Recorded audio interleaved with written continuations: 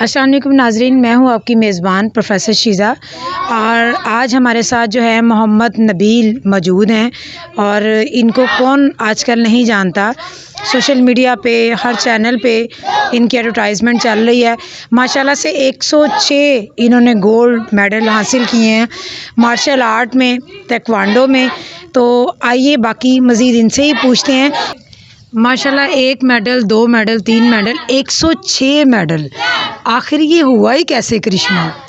असल में ये है कि इस टाइम तक मैंने जो टोटल्स मेरे इवेंट आ रहे हैं वो मैंने 40 प्लस खेले हैं अल्हम्दुलिल्लाह। और हमारी जो इवेंट्स कैटेगरीज होती हैं वो बेसिकली एक फ़ाइट होती है और एक फुमज़े का इवेंट होता है जिसको हम एक्शन बोलते हैं। तो मेरे पास यानी कि टैलेंट भी अल्हम्दुलिल्लाह ज़्यादा था, तो मेरे कोशिश यही डिसाइड करते हैं कि आपने एक इवेंट नहीं खेलना, आपने कम से कम 4 से 5 इवेंट्स खेलने हैं।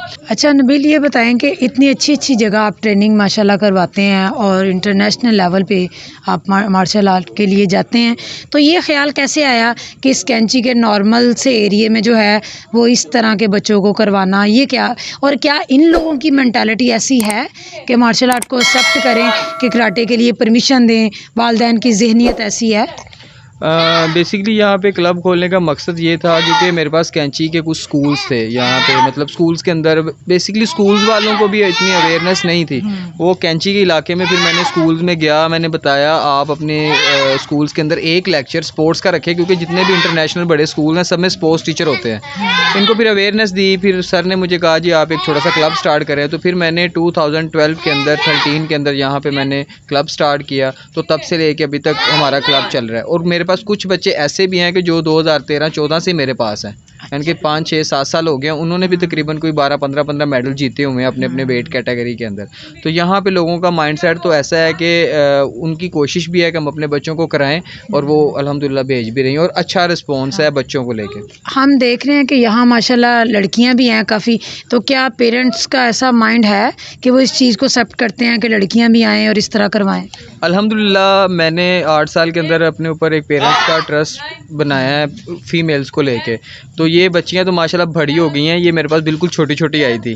तो अभी हम कोई बाहर इवेंट हो तो बच्चियों को अपने साथ लेके जाते हैं। अभी भी आप देख लें कि काफ़ी टाइम हो गया तो हम अभी इसको कंटिन्यू कर रहे हैं। और पेरेंट्स को इस लिहाज से बिलीव है हमारे ऊपर, हमारे क्लब के ऊपर, स्टूडियो के ऊपर कि ऐसा कोई मसला नहीं है। हम अपने बच्चियों को भेजेंगे तो उनके अंदर कुछ कॉन्फिडेंस होगा, वो बाहर अल्लाह ना करे कोई मसला हो तो वो अपना दिफा कर सकती हैं।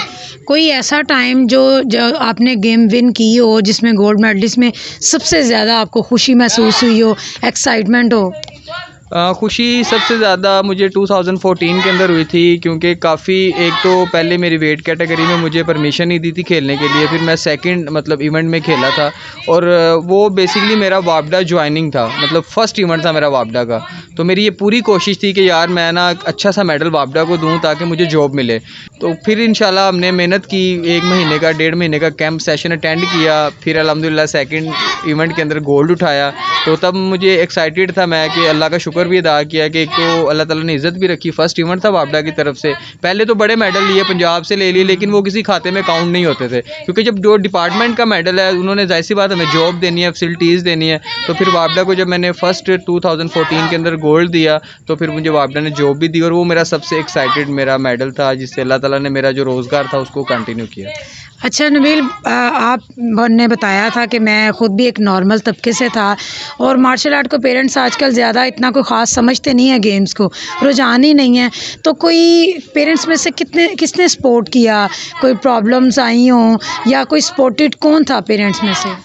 पेरेंट्स में सपोर्टेड तो फादर को तो इतना आइडिया नहीं था और मदर, आपको पता है मदर्स करती हैं बच्चों के लिए, तो मदर्स ने मुझे काफ़ी सपोर्ट किया। मेरी वालदा ने, उन्होंने मुझे काफ़ी इवेंट्स पे भी भेजा, मतलब कह कवा के जो सा जिस तरह भी है ना कि भाई इसको तुम खेल के आओ, परेशान नहीं होना।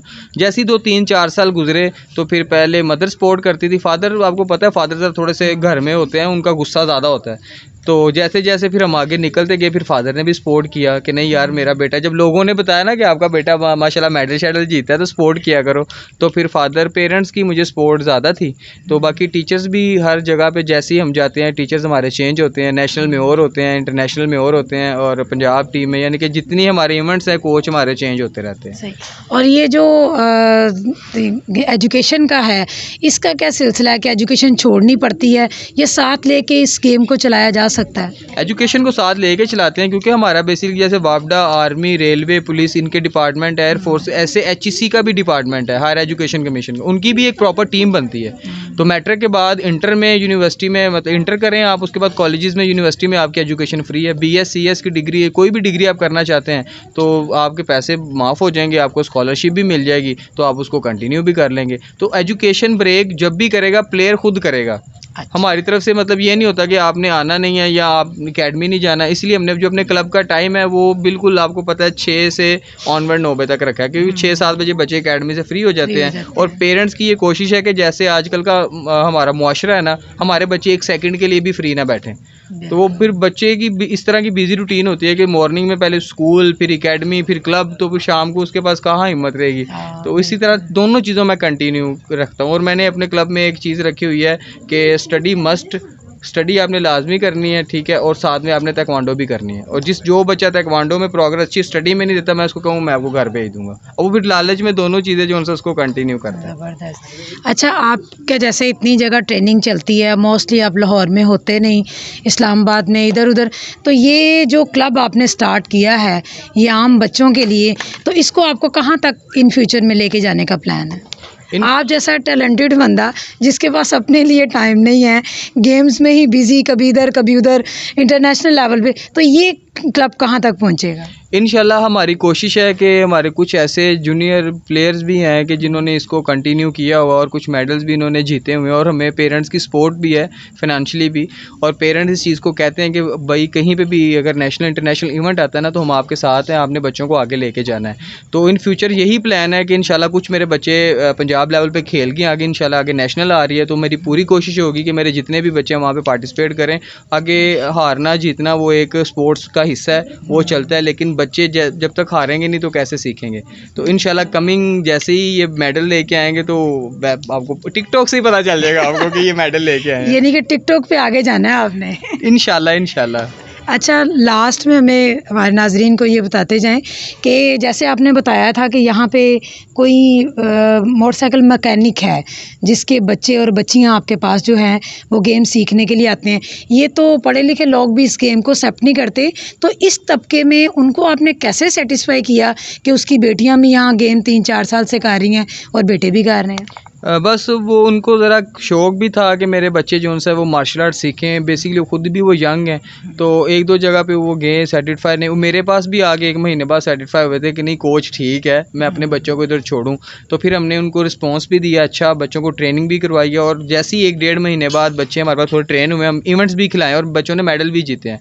तो फिर जब उन्होंने ये सारी चीज़ें देखी ना, तो उनका फिर रुझान ज़्यादा होना शुरू हो गया। तो अब तो ज़्यादा उनके ही बच्चे टिकटॉक के ऊपर ही वायरल हैं, क्योंकि मेरे साथ होते हैं ट्रेनिंग के अंदर, वो बच्चे आते हैं। तो एक उनकी बच्ची पकीज़ा है जो माशाल्लाह जिम्नास्टिक भी कर रही है, ताइक्वांडो भी कर रही है, तो वो भी माशाल्लाह टिकटॉक पे वायरल है। तो इस तरीके से उनकी फिर ज़्यादा हुआ कि नहीं यार, मेरे जो बच्चे हैं वो एक अच्छे इंस्टीट्यूट में, एक अच्छे कोच के पास हैं, वो कभी भी हमारे बच्चों को जो उनसे ना वो आगे पीछे नहीं करेंगे, जो उनका राइट है वो उनको दे रहे हैं। तो बाइक मैकेनिक के पास भी अवेयरनेस होती है, लेकिन ये कुछ लोग इन चीज़ों को समझते हैं, उन्होंने अपने बच्चों के बारे में सोचा और उन्होंने इन चीज़ों को कंटिन्यू करवाया। अपने बच्चों के बारे में क्या ख्याल है, उनको भी गेम में शामिल करेंगे? इंशाल्लाह उनको भी देखें, हम इतने लोगों को फ़ायदा दे रहे हैं तो फिर अपने बच्चों को क्यों नहीं फ़ायदा देंगे, उनको भी कंटिन्यू करवाएंगे इंशाल्लाह मार्शल आर्ट्स। और ये बहुत अच्छी चीज़ है, फाइनेंशियली तौर पे भी ये अच्छी, अगर आप देखें बिज़नेस को भी लेके अगर करना चाहे तो आपको सीखनी चाहिए, क्योंकि जितने भी हमारे प्राइवेट्स अच्छे जिम्स है वहाँ पे एज अ ट्रेनर आप काम कर सकते हैं, क्योंकि आपका डिग्री है। ज़बरदस्त। जी नाजरीन, हमारे साथ नबील मौजूद थे और जिन्होंने माशाल्लाह 106 गोल्ड मेडल जो हैं वो हासिल किए। ये हमारे स्टार्स ऑफ पाकिस्तान हैं, हमें चाहिए कि ज़्यादा से ज़्यादा इन लोगों को हाईलाइट करें ताकि जो ये काम कर रहे हैं वो वालिदैन इनको देखें, उनसे अफेक्ट करें और अपने बच्चों में भी वो चीज़ जो है वो डेवलप करें, ताकि स्टडी के साथ साथ गेम को भी जो है वो इम्पोर्टेंट कहा जाए, है इम्पोर्टेंट तो कहा जाता है लेकिन करवाया नहीं जाता। तो वो ज़रूर जो है कोई इनसे कांटेक्ट करना चाहे तो आपसे कांटेक्ट कर सकता है। जी ज़रूर कर सकता है। हमारा KTF स्टूडियो, टिकटॉक के ऊपर KTF स्टूडियो लिखें तो वहाँ पे, और हमारा इंस्टाग्राम भी KTF स्टूडियो के नाम से है, वहाँ से हमसे रब्ता कर लें। काफ़ी बड़े बड़े दूर से हमारे पास लोग आते हैं वीडियोज़ देख के ही, तो कुछ तो हमें कराची से कहते हैं भाई हमारे रहाइश का इधर बंदोबस्त कर दो, हम इधर गेम करेंगे। मैंने कहा यार रहाइश तो नहीं, आप आ जाएँ, हम करवा देंगे। ठीक है जी नाज़रीन, ये थे हमारे स्टार ऑफ पाकिस्तान। तो इंशाल्लाह ताला नेक्स्ट नई वीडियो के साथ आपकी खिदमत में फिर हाज़िर होंगे। तब तक के लिए अपनी मेज़बान को इजाज़त दीजिए। अल्लाह हाफ़िज़।